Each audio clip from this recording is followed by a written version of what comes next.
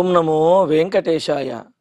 గురుర్బ్రహ్మ గురుర్విష్ణు గురుర్దేవో మహేశ్వర గురుః సాక్షాత్ పరం బ్రహ్మ తస్మై శ్రీ గురవే నమః. జటిలం చీరవసనం దండకారణ్యవాసినం మునివేషధరం ధ్యాయేత్ అరణ్యే కాండ ఉత్తమే. శ్రీరామచంద్ర పరబ్రహ్మణే నమః. అథ శ్రీమద్ రామాయణే ఆదికావ్యే అరణ్యకాండే అష్టచత్వారింశః సర్గః. ప్రాకారేణ పరిక్షిప్తా పాండురేణ విరాజత హేమకక్ష్యా పురీ రమ్యా వైడూర్యమయతోరణ హస్త్యశ్వరథ సంబాధ తూర్యనాద వినాదిత సర్వకాల ఫలైర్వృక్షైః సంకులోద్యాన శోభిత. రావణాసురుడు మాట్లాడుతున్నటువంటి మాటలివి. సీతాదేవి రావణాసురుడి గురించి చాలా తక్కువగా, రాముడి గురించి చాలా గొప్పగా మాట్లాడి, అటువంటి రాముడి యొక్క భార్యనైన నన్ను అపహరించినట్లయితే నీవు సర్వనాశనాన్ని కొనిర్చుకున్నవాడి అవుతావు అనేలాగా చెప్పిన తర్వాత రావణాసురుడు ఇంకా మరింత కోపంతో ఊగిపోతూ తన ప్రభావాన్ని, తన గొప్పతనాన్ని ప్రదర్శించాలి, సీతాదేవికి తెలియజేయాలి అని చెప్పి అనుకుంటూ, సీత, మానవుడైనటువంటి సామాన్యుడైనటువంటి నీ భర్తను గొప్పవాడిగాను, రాక్షస చక్రవర్తిని, దిక్పాలకులను, లోకములను శాసించేటటువంటి నన్నేమో చాలా తక్కువగాను చూస్తున్నావు. నా ప్రభావం ఏమిటో తెలుసా? నేను ఎక్కడైతే ఉంటానో అక్కడ పంచభూతములు అన్నీ కూడా నాకు వశమై ఉంటాయి, అనుకూలంగా ఉంటాయి. ఇంద్రాది దేవతలందరూ కూడా నా అనుగ్రహం కోసం పరితపిస్తూ ఉంటారు. నా ఆజ్ఞతోటి వాళ్ళందరూ కూడా పనిచేస్తూ ఉంటారు. నన్ను చూచి వారందరూ భయపడి పారిపోతూ ఉంటారు. అటువంటి నన్ను నీవిలా తక్కువ చేసి మాట్లాడుతున్నావా? ఇంద్రుడేదో స్వర్గానికి అధిపతి అని అంటారు, కానీ ఆ ఇంద్రునికి కూడా అధిపతిని నేనే. ఆ స్వర్గలోకాన్ని మించినటువంటి వైభవంతో ఈ భూలోకంలోనే లంకా నగరంలో నేను ఎంతో ఆనందంగా ఆ లంకా నగరాన్ని పరిపాలిస్తూ ఉన్నాను. లంకా నగరమే స్వర్గము కంటే కూడా గొప్పది. సంపదలన్నిటికీ కూడా అధిపతి అయినటువంటి కుబేరుడిని నేను ఓడించి లంకా నగరాన్ని, అదేవిధంగా పుష్పక విమానాన్ని కూడా స్వాధీనం చేసుకున్నాను. కుబేరుడే పారిపోయి శివుని వద్ద తలదాచుకుంటూ ఉన్నాడు. మరి అటువంటి విశ్రవసు కుమారుడను, కుబేరుడికి సవతి కొడుకును అయినటువంటి నా వంటి గొప్పవాడిని, అంటే ఇటు వంశం పరంగా కానీ, రాచరికం పరంగా కానీ, పౌరుషంలో కానీ, ప్రతాపంలో కానీ, సంపదలలో కానీ నాకు నేనే సాటి. నాతో సమానమైన ఎవరూ కూడా లేరు.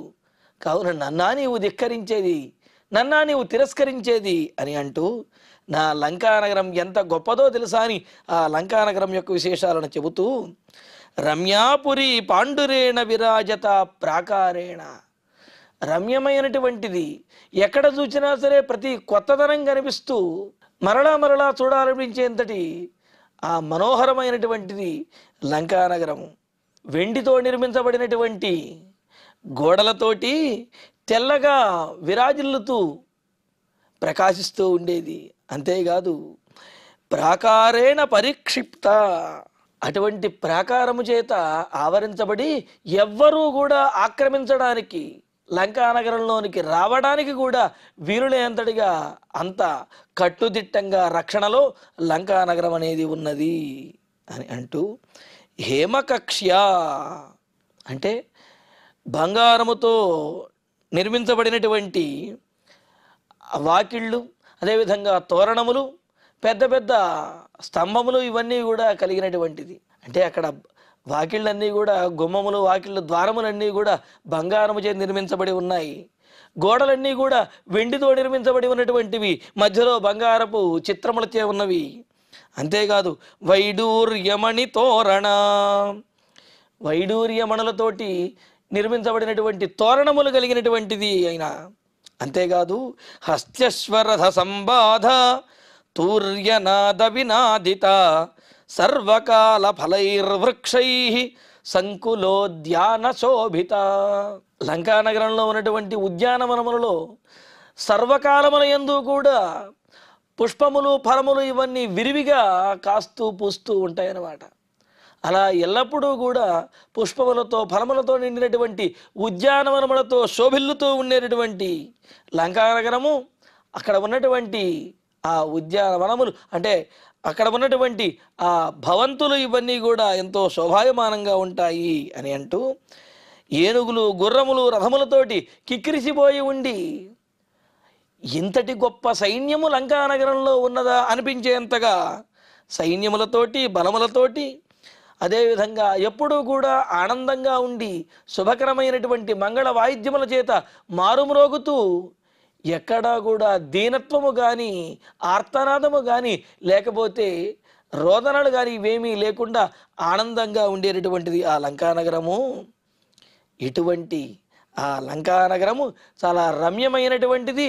ఆ రమ్యమైన లంకానగరానికి నేనే రాజుని, నీవు నాతో పాటు వస్తే నీవు మహారాణి అవుతావు అని అంటూ, తత్రత్వం వసతి సీతే రాజపుత్రిమయా సహ నస్మరిష్యసి నారీణాం మానుషీణాం మనస్విని.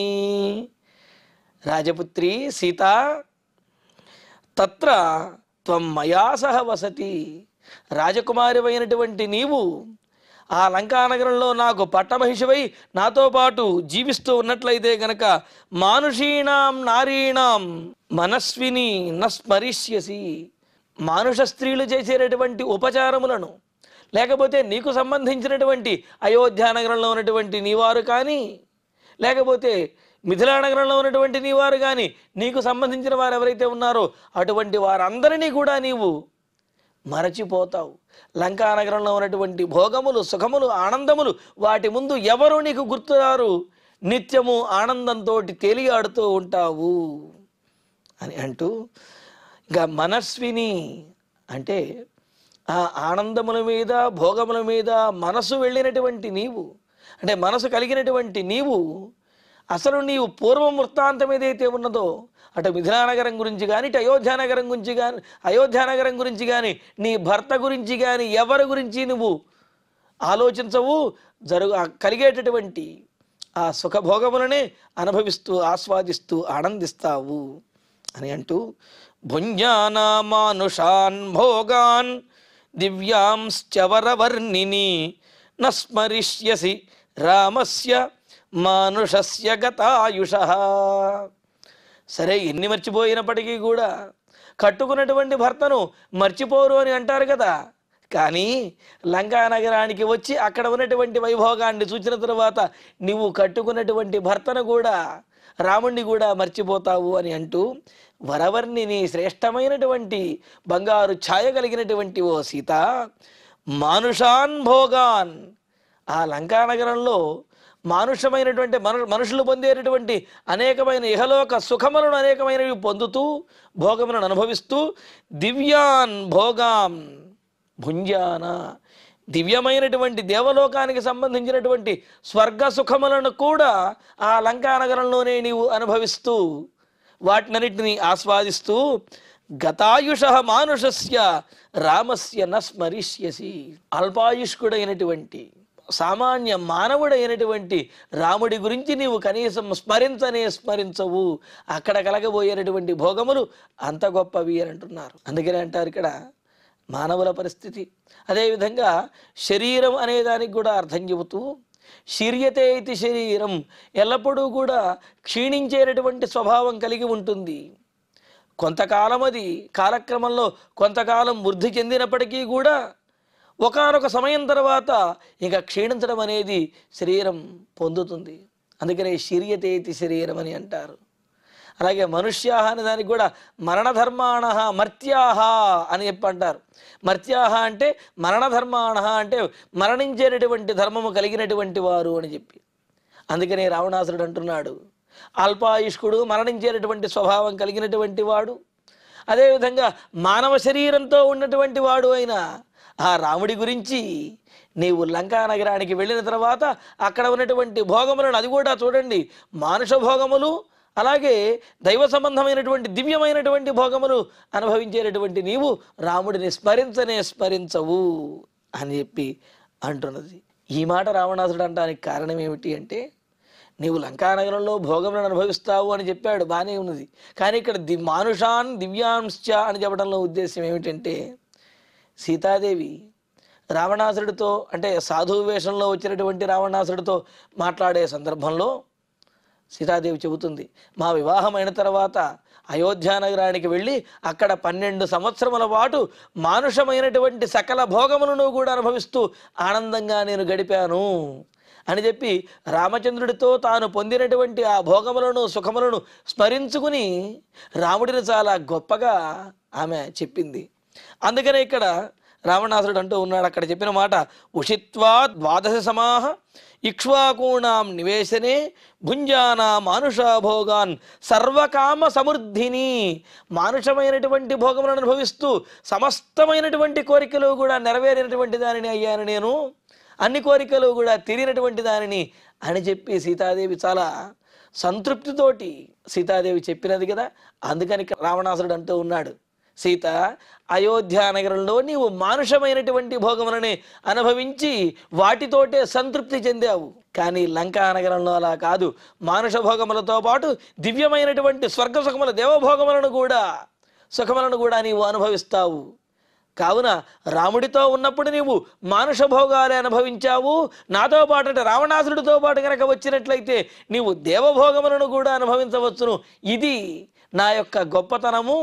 మరి కావున నీవు అనుభవించిన సుఖములే గొప్పవనుకోకుండా ఇంతకు మించినటువంటి గొప్పవైన స్వర్గ సుఖములను భోగములను మానుష భోగములతో పాటుగా అనుభవించడానికి నాతో నీవు రావాలి అని చెప్పి అంటూ, స్థాపయిత్వా ప్రియం పుత్రం రాజ్ఞా దశరథేనయ మందవీర్యః సుతో జ్యేష్ఠః తతః ప్రస్థాపితో హ్యహం. ఇంకో మాట కూడా, సీతాదేవి రావణుడి కంటే కూడా రాముడే గొప్పవాడు అనే విషయాన్ని ప్రస్తావించింది. రాచరికంలో కూడా రాముడే గొప్పవాడు అని చెప్పంటూ మరి ఆ విషయాన్ని రావణాసురుడు ఆక్షేపిస్తూ ఇలా అంటున్నాడు, విశాలాక్షి, విశాలమైనటువంటి నేత్రములు కలిగిన దానా, అంటే నీవు కళ్ళు పెద్దవైనప్పటికీ కూడా రాముడి విషయంలో అన్నీ చూడలేక రాముడే గొప్పవాడు అనుకుంటున్నావు. కానీ కళ్ళు తెరిచి చూడు, నిజములేమిటో నీకే అర్థమవుతాయి అని అంటూ, విశాలాక్షి, విశాలమైనటువంటి నేత్రములు కలిగినటువంటి ఓ సీత, రాజ్ఞా దశరథేన ప్రియంపుత్రం రాజ్యే స్థాపయిత్వా. మహారాజైనటువంటి దశరథుడు తనకు అత్యంత ప్రియమైనటువంటి వాడైన భరతుడిని రాజ్యంలో రాజుగా ఉంచడం కోసమని, యువరాజుగా ఉంచడం కోసము అని చెప్పి, మందవీర్య జ్యేష్ఠ సుత యహ అయం తతః ప్రస్థాపిత. అల్పమైనటువంటి పరాక్రమం కలిగినటువంటి వాడైన తన జ్యేష్ఠ కుమారుడైనటువంటి రాముడిని రాజ్యము నుంచి వెళ్ళగొట్టాడు. సహజంగా ఎవరైనా జ్యేష్ఠ కుమారుడికి కదా రాజ్యాన్ని అప్పచెప్పేది. కానీ జ్యేష్ఠ కుమారుడు కనుక అయోగ్యుడు కనుక అయినట్లయితే అప్పుడు అతడిని పక్కన పెట్టేసి కనిష్ఠుడైనప్పటికీ చిన్నవాడైనప్పటికీ కూడా వారికి రాజ్యాన్ని ఇవ్వటం అనేది లోకంలో చూస్తూ ఉంటాం కదా. అలాగే దశరథ మహారాజు తనకు యోగ్యుడనిపించినటువంటి తనకు ప్రియమైనటువంటి భరతుడికి రాజ్యాన్ని ఇవ్వటం కోసమని చెప్పి అల్పవీర్యుడైనటువంటి పరాక్రమం లేనివాడైనటువంటి జ్యేష్ఠుడు అయినప్పటికీ కూడా రాముడిని రాజ్యం నుంచి వెళ్ళగొట్టేశాడు. ఇలా తండ్రి చేతనే రాజ్యం నుండి వెళ్ళగొట్టినటువంటి వాడినా నీవు గొప్పవాడిగా భావిస్తున్నది అని చెప్పి సీతాదేవిని ఎదురు ప్రశ్నిస్తున్నట్లుగా రాముడిని తక్కువ చేసి మాట్లాడుతూ ఈ విధంగా రావణాసురుడు అంటూ ఉన్నాడు అన్నమాట. అంటే అక్కడ జరిగినటువంటిది ఏదైనప్పటికీ రావణాసురుడు మాత్రం ఆ జరిగినటువంటి రాముడు వనవాసానికి రావడం అనే విషయాన్ని రాముని యొక్క అయోగ్యతగా చిత్రించడానికి ప్రయత్నిస్తూ ఉన్నాడు. ఈ విధంగా మాట్లాడుతూ ఉన్నాడు. తేన కిం భ్రష్ట రాజ్యేన రామేణ గత చేతసా కరిష్యసి విశాలాక్షి తాపసేన తపస్వినా. ఇలాగా జ్యేష్ఠ కుమారుడై ఉండి కూడా తండ్రి చేత రాజ్యము నుండి వెళ్ళగొట్టబడినటువంటి వాడైన రాముడితో ఉండి నువ్వు సాధించేదేమిటి, నీవు పొందేదేముంటుంది అని అంటూ గతచేతస తేన అలా పరాక్రమం లేనటువంటి వాడిగా భావించబడి వెళ్ళగొట్టబడినటువంటి వాడు, ఇంకా అలా రాజ్యాన్ని కోల్పోవడంతో దీనమైనటువంటి స్వభావంతో మూఢమైనటువంటి మనస్సుతో ఉండేటటువంటి వాడంటే ఏం చెయ్యాలో ఏం చెయ్యకూడదో తెలియక జింక కనిపించేటప్పటికి దాని వెంట పరిగెత్తినటువంటి వాడు అనే ఉద్దేశంతో ఇక్కడ రావణాసురుడు అంటున్నాడు అన్నమాట. ఇలాగా గతచేతస సరైనటువంటి ఆలోచన లేనటువంటి వాడు తాపసేన రాజ్యాన్ని కోల్పోయి తాపసిలాగా జటావల్కలములు ధరించి అడవిలో తిరుగుతున్నటువంటి వాడు అయిన భ్రష్ట రాజ్యేన రామేణ రాజ్యభ్రష్టుడైనటువంటి రాజ్యమును కోల్పోయినటువంటి వాడైన రామునితో ఉండి కిం కరిష్యసి ఏం చేద్దాం అనుకుంటున్నావు, ఏం సాధిద్దాం అనుకుంటున్నావు, ఏం సుఖంగా ఉండాలనుకుంటున్నావు, ఏమీ లేని వాడిని పట్టుకుని గొప్పవాడిగా భావిస్తూ అన్నీ ఉన్నటువంటి నన్నేమో తక్కువ చేసి మాట్లాడుతున్నావు, మరి ఇదేమి మూర్ఖత్వం అని అంటూ రావణాసురుడు చెబుతున్నాడు. ఇక్కడ ప్రస్థాపిత అని అంటున్న ఉద్దేశం ఏమిటి అంటే, ఎవరైతే మందవీర్యుడిగా భావించబడ్డాడో అంటే చేతకానటువంటి వాడిగా భావించబడ్డాడో, ఇక్కడ మందవీర్య అనేది రాముడికి విశేషణంగా ఇంతకుముందు చెప్పుకున్నాం. కానీ దశరథుని విశేషణంగా చెబుతూ ఏమీ చెయ్యలేనటువంటి తండ్రి నిస్సహాయ స్థితిలో ఈ విధంగా తన జ్యేష్ఠుడైనటువంటి రామచంద్రుణ్ణి వనవాసానికి పంపించేశాడు. అలాగా రాజ్యాన్ని కోల్పోయి మునిలాగా ఉంటూ కూడా ఘనకార్యాలు చేసేవాడు అనేది అంతర్నిహితంగా ఉన్నటువంటి అర్థము. అయితే రావణాసుడి యొక్క ఉద్దేశ్యం మాత్రం ఈ విధంగా రాజ్యాన్ని కోల్పోయిన వాడు తండ్రి చేతనే వెళ్ళగొట్టబడినటువంటి వాడు అని చెప్పి అంటున్నాడు. అంటూ ఇంకా చెబుతున్నారు, సర్వరాక్షస భర్తారం కామాత్ స్వయమిహాగతం నమన్మథ శరావిష్టం ప్రత్యాఖ్యాతం త్వమర్హసి. సీత, అన్నీ కోల్పోయినటువంటి నీ భర్త ఎక్కడ? అన్నింటినీ కూడా అంటే ఈ భూలోకమును స్వర్గలోకమును కూడా స్వాధీనం చేసుకున్నటువంటి నాబోటి గొప్పవాడెక్కడ? అటువంటి సర్వ రాక్షస భర్తారం సమస్తమైనటువంటి రాక్షసులకి కూడా ప్రభువునైనటువంటి వాడిని, అంటే సహజంగా నీబోటి వారు నా దగ్గరకు వచ్చి ప్రార్థించాలి, నన్ను భార్యగా స్వీకరించవయ్యా, నీబోటి గొప్పవాడికి భార్య అవ్వటం ఎంతో అదృష్టము అని చెప్పి నీబోటి వారు వచ్చి నా దగ్గర ప్రార్థించాలి. కానీ అలా కాకుండా నేనే నీ దగ్గరికి వచ్చి ప్రార్థిస్తూ ఉన్నాను. ఎందుకని? కామాత్, నీ మీద మనసు పడడం వల్ల ఇలా నేను ప్రార్థిస్తున్నాను.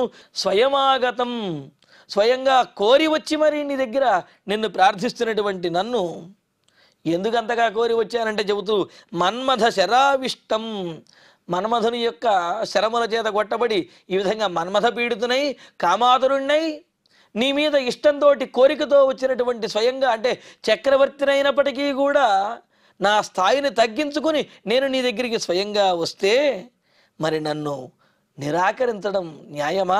మాం ప్రత్యాఖ్యాతం నార్హసి, నన్ను ఈ విధంగా తిరస్కరించడం ఏమాత్రము సమంజసము కాదు. అసలు నా స్థాయికి నీవే నా దగ్గరికి వచ్చి బ్రతిమిలాడాలి, కానీ నా అంతటి గొప్పవాడి నీ దగ్గరికి వస్తే నన్ను నిరాకరిస్తావా? ఇది సరైన పని కాదు అని అంటూ ప్రత్యాఖ్యాయ హిమాం భీరు పరితాపంగమిష్యసి చరణేనాభిహత్యేవ పురూరవసమూర్వసి. నాలాంటి వాడిని కనుక నిరాకరించినట్లయితే ఆ తర్వాత నువ్వే పశ్చాత్తాపడతావు సీత.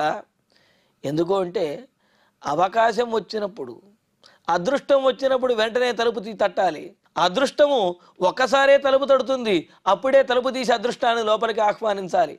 అంతేగాని అదృష్టాన్ని కోల్పోయిన తర్వాత అయ్యయ్యో నేను పొందలేకపోయానే అని భయపడితే, బాధపడితే అప్పుడు ప్రయోజనం ఏమీ లేదు. కావున అదృష్టంలాగా నేను నీ దగ్గరికి వచ్చినప్పుడు నన్ను నీవు నిరాకరించకూడదు. ఇలా నిరాకరించినట్లయితే తర్వాత నీవే పశ్చాత్తాపడతావు అంటూ ఒక ఉదాహరణ కూడా చెబుతున్నాడు. భీరు, ఎవరి కోసం నువ్వు భయపడుతున్నావు? ఎవరు నిన్ను అంటారని నీవు భయపడుతున్నావు? కావున పిరికిదానిలాగా ఉన్నావు సీత నీవు. పురూరవసం చరణేన అభిహత్య ఊర్వశీవా. పురూరవసుడు ఊర్వశిని ప్రేమించాడు, ఆమెనే కోరుకున్నాడు, ఆమెను సమీపించాడు.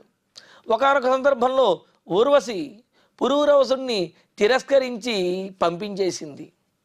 ఆ తరువాత అయ్యయ్యో పురూరవసుడంతటి గొప్ప చక్రవర్తినే నేను తిరస్కరించానా అని చెప్పి ఆమె బాధపడుతున్న తర్వాత, అలాగా నీవు కూడా నాబోటి గొప్పవాడి దగ్గరికి వచ్చినప్పుడు ఇలా తిరస్కరించి నేను వెళ్ళిన తర్వాత కాలం గడిచిన తర్వాత అయ్యయ్యో రావణుడు అంతటి వాణ్ణి నేను తిరస్కరించానా, ఆ అదృష్టాన్ని కాలరాశానా అని చెప్పి నీవే బాధపడతావు అని చెప్పి అంటూ అలా పురూరవ చక్రవర్తిని తిరస్కరించి ఆయన తన్ని తరివేసినటువంటి పురూరవుడికి దూరమైనటువంటి ఊర్వశిలాగా నీవు నన్ను నిరాకరించి తరువాత మరలా పశ్చాత్తాపడి బాధపడతావు.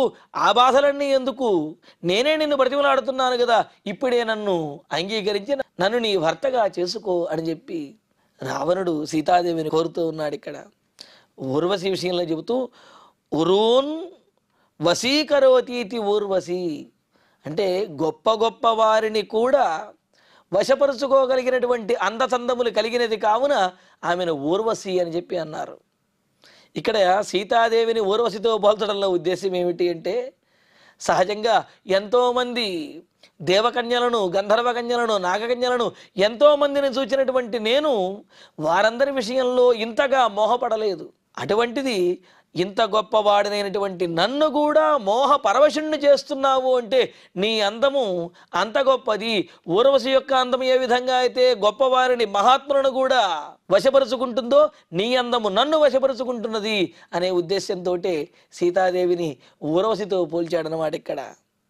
అంతేకాదు ఉరు అధికం వష్టి ప్రకాశతే, గొప్పగా ప్రకాశించేది కావున ఊర్వశి అని అన్నారు. మరి సీతాదేవి కూడా అంత గొప్పగా ప్రకాశిస్తూ మనోహరంగా చూపులను వారి యొక్క మనస్సుని కూడా దోచుకుంటుంది. కావుననే రావణాసురుడు తన మనస్సును దోచుకున్నటువంటి సీతాదేవిని ఉద్దేశించి ఊర్వశితో పోల్చి చెబుతూ ఉన్నాడు. మరో విశేషం కూడా ఉన్నది ఇక్కడ. ఊర్వశి అని అంటే నారాయణస్య ఊరౌ ఉషిత, లేకపోతే వసతీతి అని చెప్పి, అంటే నారాయణుని యొక్క ఊరువులలో నివసించినటువంటిది, ఆ ఊరువులలో ఉండేది అనే అర్థంలో చెబుతున్నారు ఇక్కడ. అలాగే మరి అంటే ఊర్వశి నారాయణునికి సంబంధించినటువంటిది, అలాగే సీతాదేవి నారాయణ స్వరూపుడైనటువంటి రాముడికి సంబంధించినటువంటిది అనే ఉద్దేశంతో ఇక్కడ సీతాదేవిని ఊర్వశితో పోల్చడం అనేది జరిగిందనమాట. ఇలాగా ఊర్వశి ఏ విధంగా అయితే పురూరవసుడిని తిరస్కరించి ఆ తరువాత బాధపడిందో, నీవు కూడా గొప్పవాడినైనటువంటి నన్ను తిరస్కరించి మరలా బాధపడవలసి వస్తుంది. కావున ముందే నన్ను అంగీకరించి ఆనందించు అని చెప్పి అంటున్నాడు. అంటూ అంగుళ్యా న సమో రామః మమ యుద్ధే సమానుషః తవ భాగ్యేన సంప్రాప్తం భజస్వ వరవర్ణిని. వరవర్ణిని శ్రేష్టమైనటువంటి వర్ణము కలిగిన ఓ సీత, ఈ వరవర్ణిని అనే పదం చాలాసార్లు ప్రయోగించబడింది. ఎందుకు అంటే రావణాసురుడు సీతాదేవి యొక్క ఆ శారీరకమైనటువంటి అందమునే గమనిస్తూ ఆ శరీర ఛాయను మాటిమాటికి తలచుకుంటూ చూస్తూ ఆనందిస్తూ మోహపడుతూ ఉన్నాడు. అందుకనే వరవర్ణిని వరవర్ణిని అని అంటూ శ్రేష్టమైనటువంటి శరీరఛాయ దేహవర్ణము కలిగినటువంటి దానా అని సంబోధిస్తూ ఉన్నాడు.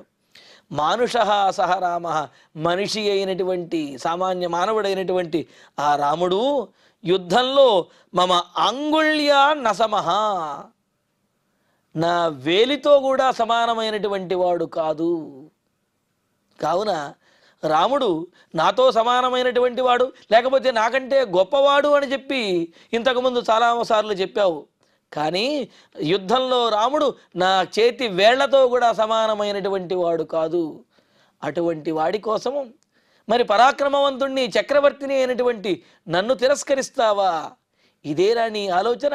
ఇదేనా నీ విచక్షణా జ్ఞానం? ఇదేనా తెలివితేటలు? కావున ఆలోచించి సరి అయినటువంటి నిర్ణయం తీసుకుని నాకు భార్యగా ఉండి లంకా నగరానికి వచ్చి పట్టమహిషిగా సకల భోగములను కూడా అనుభవించు అని రావణాసురుడు సీతాదేవికి మరలా చెబుతూ ఉన్నాడు. కానీ సీతాదేవి ఈ విషయములను కూడా తిరస్కరించి రాముడే గొప్పవాడు అని ప్రతిపాదిస్తుంది. అప్పుడు కోపించినటువంటి రావణాసురుడు ఏం చేశాడు, జరిగినటువంటి విశేషములు ఏమిటనే విషయాన్ని తర్వాతి ప్రవచనాలు తెలుసుకుందాము. ఇక ఇప్పుడు శ్లోకాలను పారాయణ చేసుకుందాము. ప్రాకారేణ పరిక్షిప్త పాండురేణ విరాజత హేమకక్ష్యా పురీ రమ్య వైడూర్యమయ తోరణ హస్త్యశ్వరథ సంబాధ తూర్యనాద వినాదిత సర్వకాల ఫలైర్వృక్షైః సంకులోద్యాన శోభిత తత్ర త్వం వసతి సీతే రాజపుత్రి మయా సహ న స్మరిష్యసి నారీణాం మానుషీణాం మనస్విని భుంజానా మానుషాన్ భోగాన్ దివ్యాంశ్చ వరవర్ణిని న స్మరిష్యసి రామస్య మానుషస్య గతాయుషః స్థాపయిత్వా ప్రియం పుత్రం రాజ్ఞా దశరథేన యః మందవీర్యః సుతో జ్యేష్ఠః తతః ప్రస్థాపితో హ్యయం తేన కిం భ్రష్టరాజ్యేన రామేణ గతచేతసా కరిష్యసి విశాలాక్షి తాపసేన తపస్వినా సర్వరాక్షసభర్తారం కామాత్ స్వయమిహాగతం నమన్మథశరావిష్టం ప్రత్యాఖ్యాతుం త్వమర్హసి ప్రత్యాఖ్యాయ హి మాం భీరు పరితాపం గమిష్యసి చరణేనాభిహత్యేవ పురూరవసముర్వసి అంగుళ్యాన సమో రామః మమ యుద్ధే సమానుషః తవ భాగ్యేన సంప్రాప్తం భజస్వ వరవర్ణిని. ఇత్యార్షే శ్రీమద్ రామాయణే ఆదికావ్యే అరణ్యకాండే అష్టచత్వారింశే సర్గే నవ శ్లోకాః. ఇక ఇప్పుడు క్షమాప్రార్థన మంగళాంతంగా ఈనాటి ప్రవచన పారాయణ కార్యక్రమాన్ని సంపూర్ణం చేసుకుందాం. యదక్షరపదభ్రష్టం మాత్రాహీనంతు యద్భవేత్ తత్సర్వం క్షమ్యతాం దేవ నారాయణ నమోస్తుతే. కాయేన వాచా మనసేంద్రియైర్వా బుద్ధ్యాత్మనా వా ప్రకృతే స్వభావాత్ కరోమి యద్యత్ సకలం పరస్మై నారాయణాయేతి సమర్పయామి. శ్రియః కాంతాయ కళ్యాణ నిధయే నిధయేర్ధినాం శ్రీవేంకటనివాసాయ శ్రీనివాసాయ మంగళం.